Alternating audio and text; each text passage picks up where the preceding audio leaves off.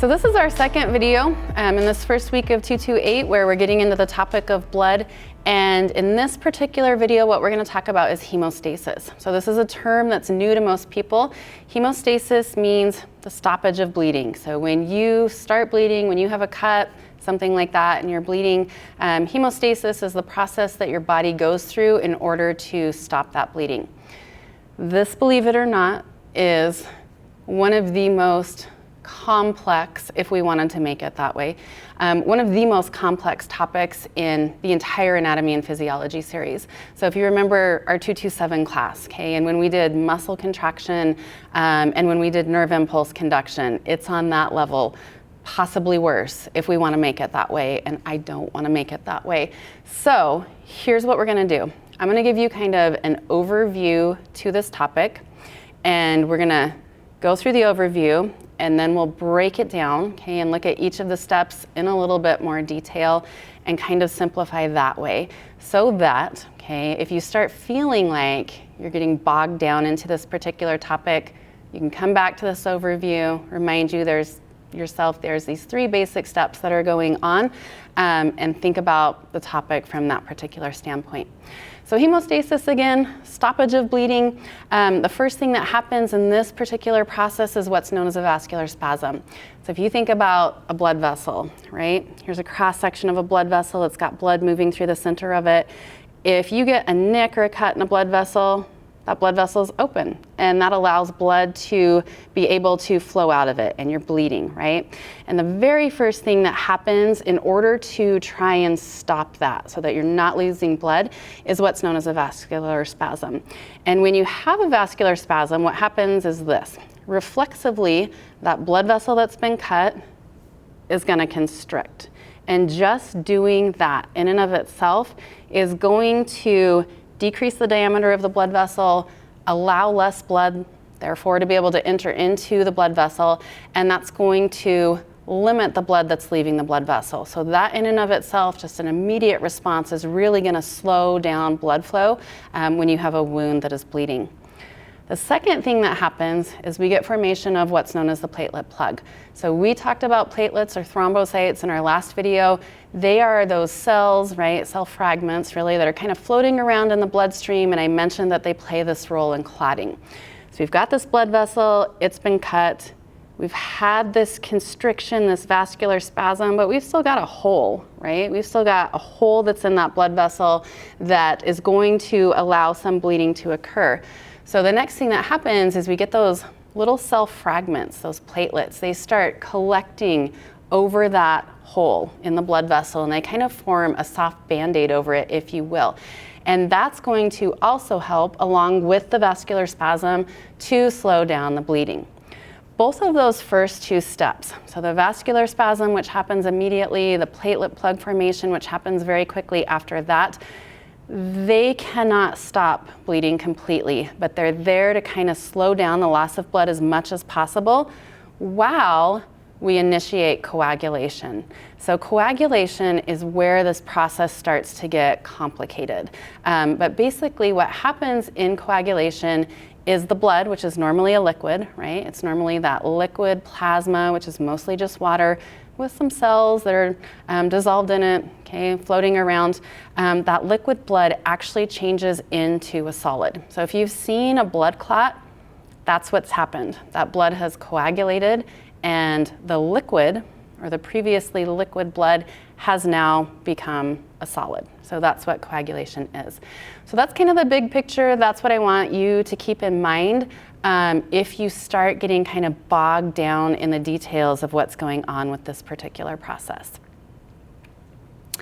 So now that we've looked at kind of the big picture, maybe simplified it a little bit, given you an overview, what I want to do now is talk about each of those steps in a little bit more detail. And you'll remember that the first thing that happens when you have a blood vessel that's been cut, that's losing blood, is we get a vascular spasm. So that's that blood vessel constricting down, right? So that we're going to limit blood loss as much as possible through it, and that's going to happen immediately.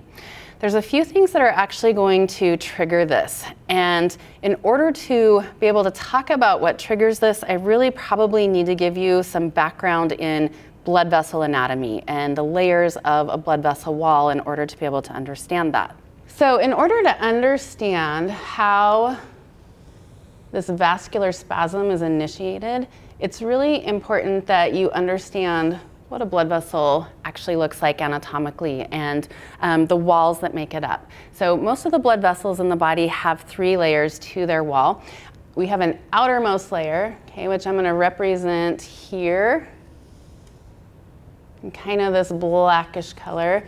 And this outermost layer is made up of connective tissue. So it is almost entirely collagen fibers, that protein collagen that you've heard about before. And then inside of that, we have a second middle layer to the blood vessel's wall, which I'm going to represent in red. And this layer is composed of smooth muscle. So we've got kind of a circular muscular layer inside of those blood vessels, and that's what allows blood vessels to be able to constrict down, okay, because they've got that muscle there, or be able to relax and open up because that muscle is present. And then we also have a third layer within blood vessels. So I'm going to draw that third layer in. This is the innermost layer. I'm going to represent it in blue. This layer is known as the endothelium. It's really thin. It's a single layer of cells typically, and they are squamous shaped cells, so the most thin type of cell there is. But the role of this endothelium inside of blood vessels is to make the inside of blood vessels really slick, because remember, we've got 60,000 miles of blood vessels that go throughout the body, and blood has to move through that, and the heart has to pump that blood through all of those 60,000 miles. And so we don't want friction, and we don't want resistance to blood flow. So we've got this innermost layer, this endothelium that's really slick inside of the blood vessel. So now that you've got this introduction to blood vessel anatomy, okay, the layers of the wall, it's going to make more sense to talk about some of these things that actually initiate the vascular spasm. So if you look at this diagram here, you can see a blood vessel, right? It's been cut. Here's some red blood cells inside of it that now potentially are going to be leaking out. You're going to be bleeding. And you'll notice that the first thing, according to this slide, that initiates that vascular spasm is injury to the vascular smooth muscle. So we talked about that middle layer of smooth muscle, and it is going to reflexively contract down immediately upon injury to decrease the diameter of that blood vessel. We also talked about the endothelium, right? That innermost layer that's really slick. It's helping to decrease friction as the blood is moving through the blood vessel. And the cells that make up the endothelium, they are going to start when they're damaged, right? Because they've been cut as well. They're going to start releasing chemicals that are going to help to hold that vascular spasm and kind of keep it in place. Platelets, so the clotting cells that we talked about previously, the thrombocytes that are present in the blood, they're also going to be producing chemicals that are helping to hold that vascular spasm. And then the last thing is, if you've got a cut to a blood vessel, you've got damage to tissue, right? You've got skin that's been cut, potentially other tissues that have been cut as well. And we've got pain receptors that are embedded in those tissues that are also going to initiate a reflex that causes that vascular spasm and helps that vascular spasm to hold in place. So if you look at this picture down here, okay, we've had our vascular spasm occur, so we're kind of holding the diameter of that blood vessel a little bit tighter, and then the next thing that happens is we get formation of the platelet plug. So remember, this is when those thrombocytes, those platelets that are floating around in the blood, start to migrate into the area of the injury, and they start to stick to the broken area, and they form kind of a soft Band-Aid over it. We talked about the endothelium earlier with the picture that I drew on the board, and I talked about how it's really slick. And that's super important because we don't normally want platelets to stick to that endothelium. When you get platelets sticking to the endothelium when it's not damaged, and you get fatty plaques that are building up on an endothelium when it's not damaged, those are the situations that lead to heart attacks and strokes, right? So normally when the endothelium is intact, it's super slick, and platelets, if you're healthy, don't attach to it because that forms a blood clot, or it initiates the process of clotting. If you look at this picture down here though, the endothelium has been cut through, the smooth muscles cut through, And we've got that collagen layer, so that most external layer, connective tissue on the outside of the blood vessel, and it's exposed, right? And so that's what the platelets actually start to adhere to, is that outermost layer of the blood vessel. And once you get one platelet in there adhering, it releases chemicals that call in more platelets, and those platelets release chemicals that call in even more platelets. So you get basically this positive feedback mechanism occurring that's going to lead to platelets congregating in that specific area and forming kind of this soft tissue bandage over the cut that has happened to the blood vessel. So we've looked at vasoconstriction, and we've talked about platelet plug formation, and those first two steps of hemostasis are just there to buy us time. Like, that's what they're doing. They don't stop the blood flow, they limit the blood flow, and they give us time for coagulation to occur. So coagulation is where this starts to get complicated, and the reason that I say that is there are a whole bunch of chemical reactions that allow for coagulation to occur.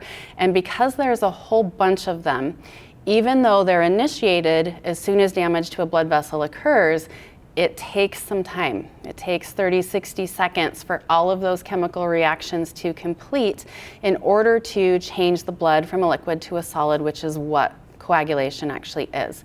So coagulation is the last step of hemostasis because it takes the longest to complete. It's also the last step because it's the final thing that needs to happen. Once coagulation has occurred and you've changed that blood from a liquid into a solid, the bleeding should stop. If you look at this picture over here, so that's showing you a blood clot under a microscope. And you've seen some pictures already of blood, right? And we've talked about the red blood cells and the white blood cells, and you can see those in this picture. What you're seeing with this particular picture in coagulated blood that wasn't present before is a net, right? There's like this net that has been woven in the blood, and that net is actually trapping these formed elements, right? The white blood cells, the red blood cells, and it's holding them in place. And that net trapping those blood cells and kind of holding them in place is literally what's forming the clot. So the entire reason that the blood coagulates, believe it or not, is just to form this net-like structure inside of the blood, which doesn't exist prior to coagulation, so that that net-like structure can trap those blood cells and we can convert that blood from a liquid into a solid. So I mentioned previously those chemical reactions, the whole series of chemical reactions that has to occur in order for us to coagulate the blood, to change it from a solid, or from a liquid, sorry, into a solid. So if you look at this diagram here, okay, this is a graph that represents all of these chemical reactions, the coagulation cascade. If you go online, even if you look in your textbooks, you're going to find representations of the coagulation cascade that are much more complicated than this, because this is a complicated process. Unless you are becoming a doctor and specifically you're going into hematology, so you're a blood specialist, you do not need to know the coagulation cascade on that level. So this much more simplified graph is much better for the purposes of our class, and I would suggest as you're studying this material for our class that you use this graph, even above the graph that's in the textbook, which is more complicated, okay? So with that being said, still some complication here, right? And so I want to talk through this and kind of walk you through this. So we have this whole series of chemical reactions that's represented, okay? And I'll talk about the shorthand way in which it's represented in just a second. But these chemical reactions start up here, okay, and over here. And this chemical reaction causes another chemical reaction, causes another chemical reaction, causes another chemical reaction. And so we've got this cascade, right, if you will, this waterfall of reactions that are occurring. And because of that, we refer to this as the coagulation cascade. But the whole idea behind the coagulation cascade is when we get down to here, when we get to the very end of it, we're actually using these chemical reactions to weave that net in the blood from substances that are within the blood all the time, but not normally in the shape of a net, so that we can capture those blood cells, okay? And that's what's going to convert our blood from a liquid to a solid. All of these chemical reactions take time. So they start when the vascular spasm starts and when the platelet plug starts, but those are pretty immediate responses. And meanwhile, all of these chemical reactions are occurring, and eventually, okay, 30, 60 seconds later, we get that blood clot actually being formed. So here's some more stuff, just kind of background information before we get into the coagulation cascade specifically that's important for you to know to be able to understand it. You'll notice we have all of these Roman numerals. So these Roman numerals are actually the shorthand names for chemicals that are found in the blood. These chemicals are known as clotting factors. You'll also sometimes hear them referred to as procoagulants, okay? So these are just our shorthand names that are used usually in grafts because these guys have some really weird long names. Like one of them is called Christmas factor, okay? So it's just easier to say clotting factor 5 than to write out all these long weird names that the clotting factors have. So that's the reason for the Roman numerals. There are 12 clotting factors, okay? They are normally in the blood all the time. We all have them. They're floating around in our blood in an inactive form. Oddly enough, and I'm going to explain why this is, I mentioned that we have 12 clotting factors or 12 procoagulants, and they are numbered 1 through 13, okay? So the reason that they are numbered 1 through 13 is they were assigned Roman numerals in the order that they were discovered. So the first one that was discovered is this chemical right here, which has the name of fibrinogen. It's clotting factor number 1. The next one that was discovered is prothrombin, which was clotting factor 2. Clotting factor 3 is tissue factor, okay, so it's up here. And then there was clotting factor 4 and 5 and 6 and 7 and 8, 9, 10, 11, 12, 13 that were all discovered. And once we had them all discovered and all named and they all had these Roman numerals assigned to them, the scientists realized that clotting factor 6 and clotting factor 5 were the same thing. So clotting factor 6 no longer exists. We've got 12 clotting factors. We didn't renumber 7, 8, 9, 10, 11, 12, and 13. We just let them be, okay? So 12 clotting factors numbered 12 through 13. As you look at this, I mentioned before that this coagulation cascade starts up here. So we've got clotting factor 12, okay?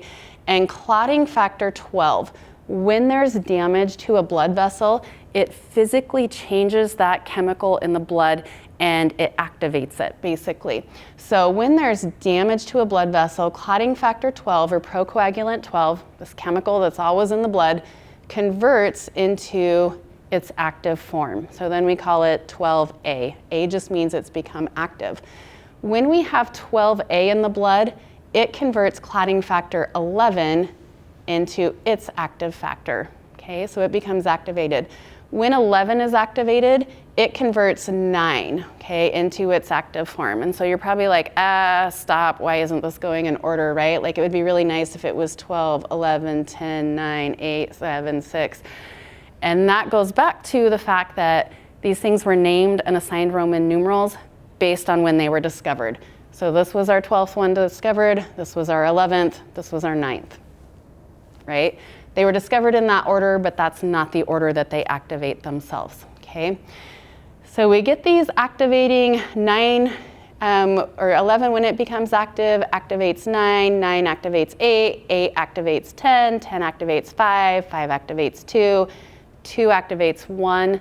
1 is this little small protein that's in the blood, and when 1 becomes active, that little small protein within the blood starts to join with other little small proteins in the blood, and you get these long strands of proteins being formed. And once you have those long strands of proteins being formed in the blood, we get clotting factor 13, so procoagulant 13. It becomes activated, and what it does is it cross-links all those long strands. So we have these long strands, right, floating around in the blood, and 13 is going to cross-link them all so that we form this kind of net-like structure within the blood itself, okay? So I mentioned previously that we all have these clotting factors, these procoagulants. They're floating around in the bloodstream at all times. When there's damage to a blood vessel, they become activated, and that's going to initiate this pathway that leads to our net, right? Our net of protein being formed within the blood so that we can start trapping these blood vessels. So we've got this coagulation cascade that occurs. And when I see this, honestly, the most simple way to think about it is dominoes. So I used to play with dominoes when I was a kid. My grandma had them at her house.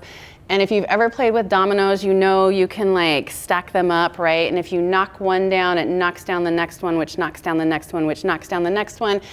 And you get this cascade of falling dominoes all the way down here, okay?